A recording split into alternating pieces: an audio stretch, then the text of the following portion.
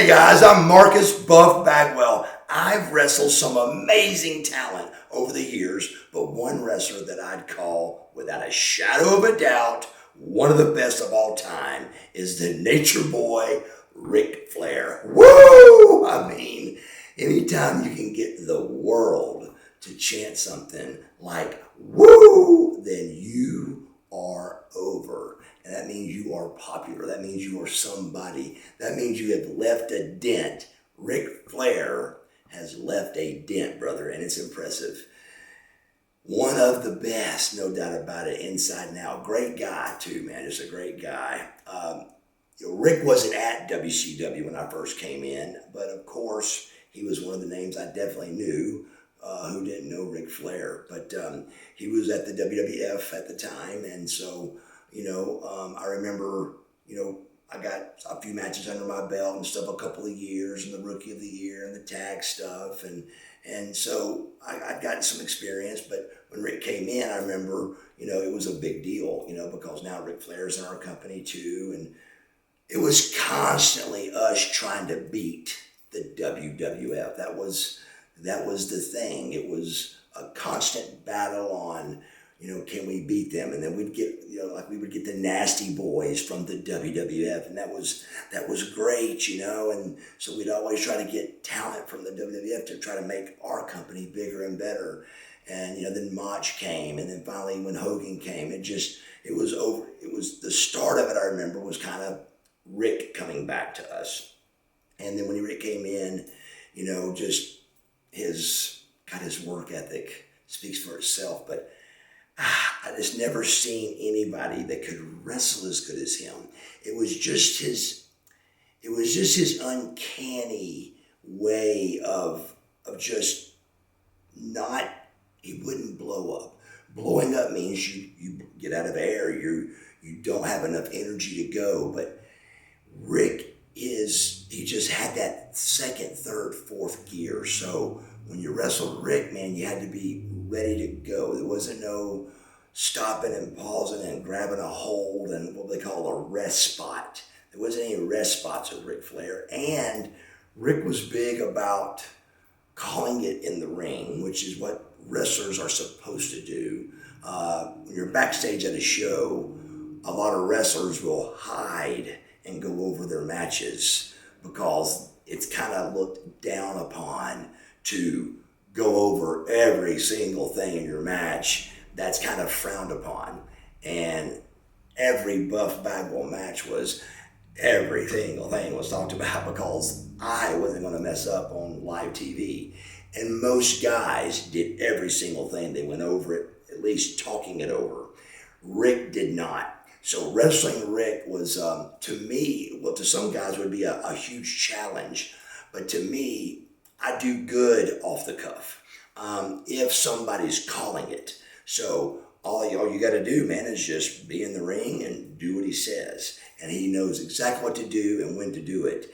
It's just having that energy, having the wind, having the go power to do it when Rick's in there. He's just a super cool guy that, again, in the ring, he's exactly the same outside the ring. He's one of those characters that I've said it several times before, like Marcus Alexander Bagwell turns up the volume to 10, and that's Buff. And I think every character is that. Randy Savage, he turned his volume to 10 when he was alive. He turned it to 10, and that was Macho Man. Every person I know, every wrestler I know has got that volume thing. Well, Rick was Rick 24/7, man. It was just, he was just wide open. Jet Flyin, Limousine Ridin. He was just that guy. So he had the utmost respect, and it just, wrestling him it was an honor, is what it was. And even when I say this, I feel like I'm lying, but when I beat him, I remember going to him and apologizing and saying, "Hey, Rick, I'm sorry about this." And he goes, "What are you sorry about?" I go, I just don't know what to say. He goes, "Oh man, don't worry about it." He said, "Believe me," he goes, you'll pay it back. He goes, this is the way it works, and blah, blah. But super professional, super great guy. Loved to drink, but so did I back then. Rick would always, no matter what, he would his pants would come off before the night was over in the bar. It was no doubt about it. And brother, let me tell you, he was hung like a Shetland pony. So he wasn't ashamed at all to pull those slacks off. But the thing that looked bad was his slacks were off, but he had those dark socks with those pasty white legs. And, well, he was tan, but it looked white in the club, with the dress shoes and the little black socks. Oh, my gosh. And, of course, buying the bar tab, buying, rounded the whole bar, buying the whole bill of it. It was just thousands of dollars I've seen him spend like that on multiple occasions. It was just, but everybody loved him, and he was just a great guy. The only time I saw Rick upset, we were in Pensacola, Florida, and I had gone to the gym. I got permission to go to the gym, went to the gym, came back. When I got back, I could tell everybody's faces were a little bit funky, and this is kind of at the pretty beginning of NWO. And I walk into a dressing room and I see Kevin Nash dressed up like Arn Anderson, but Arn Anderson. And then all of a sudden X-Pac walks in and he's got the Ric Flair outfit on. I'm like, oh my God, what is going on? So they lay it out and I'm like, oh my God. So during us, they were trying to keep us hid. Well, this gets out, of course, before we actually do the segment. And Ric Flair was very upset. And even at the bar that night, it was like an Arn, Kevin, almost fist fight, that happened because Arn was upset too. Because I think Arn looked the worst out of that whole thing because Kevin does a really good job impersonating somebody. And of all things, if you remember that skit, I remember I had a chrome cooler, a styrofoam cooler in the back of my car. And I remember since he was doing this and he was doing the skit about beer, I said, wait a second. I got a styrofoam cooler in the back of my car. So the cooler he came out with was my idea. And of course, it got the most heat. Kevin goes, well, I didn't think of the cooler. Bagwell did. And I go, Kevin, what? What are you doing, man? So for some reason, the cooler was a good part of the segment, but it really got the most heat. But that's the only time I ever saw Rick upset and not a professional. He was just, for a good reason, I think, he was upset because we were getting ready to do something that I actually couldn't believe.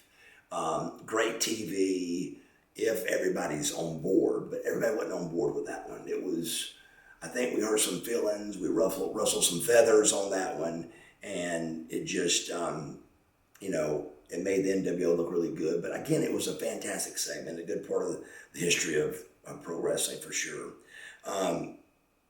Yeah, man, Rick is just, back to the ring, he just, the way he was a general, he was a ring general, bro. He was the ring general. And you just didn't know what was coming. And all you had to do was you just had to hang on, man. If you could just hang on to Rick and follow him, you were going to have a great match. And remember, he's the one that told me, you're only as good as who you wrestle. So when you're wrestling Ric Flair, you should have a great match because he is the best. Ric Flair, number one. If you enjoyed this video, please hit the subscribe button to stay in the loop for all future videos. And if you're interested in cool NWO shirts like this one right here or other wrestling sports merch, click the link at the top of your screen or in the description of this video to jump over to Fanatics and place your order today.